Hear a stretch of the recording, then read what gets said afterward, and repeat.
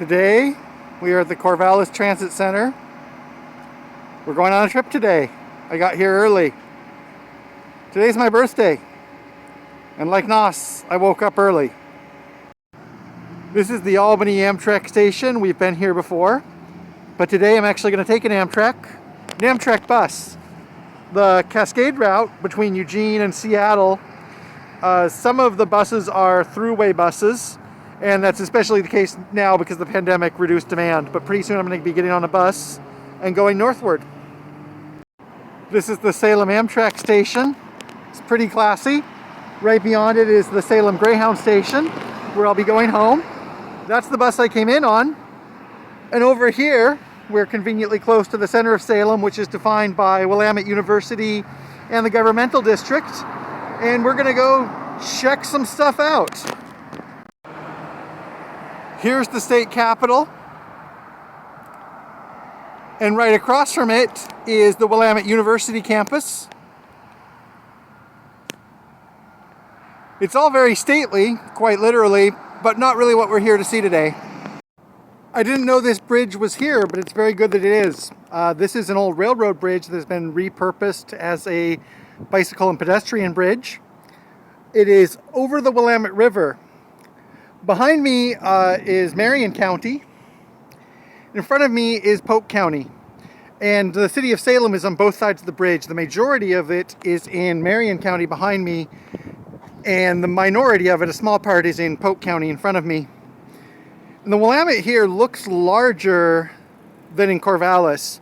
And some of that might be objective because we did have the Lacumute and the Santiam entering downstream from Corvallis and upstream from here. Could also be that the river is less deep here, or some of that could be subjective. You know, I'm in a new place. It just seems bigger to me right now. There's also over here on the Polk side of the bridge a pretty extensive tent city hidden in the trees. I don't know if it's currently occupied or not. This is West Salem. This is what Neil Stephenson coined the term low glow to describe highway interchanges, that type of thing. And I've seen what I've come for, and I'm going to something else now. I'm back in the Salem part of Salem. And ahead of me, on the other side of that bridge, is Minto Brown Islands. Minto and Brown are both islands that aren't islands. They're now separated by this slough. It's more of a peninsula than islands at this point.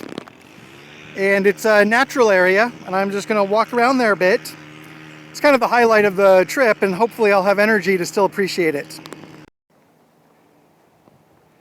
Here we are on another trail that just goes on forever. It's a hot afternoon, but not too hot. There are a lot of trails here. I've been walking for a while. This is the Willamette River. We're probably still a mile from the center of Salem. I can hear the cars roaring on the highway across the river in West Salem, where I was a while ago. This was the ultimate goal of my trip. A lot of nice stuff along the way, but I wanted to come down here and see the Willamette here. And there's nobody here. Nice rocky beach, all alone, nice solitude, which I can appreciate for about 10 minutes before I have to turn around because I have a bus to catch and I'm pretty tired. But it's nice to be here.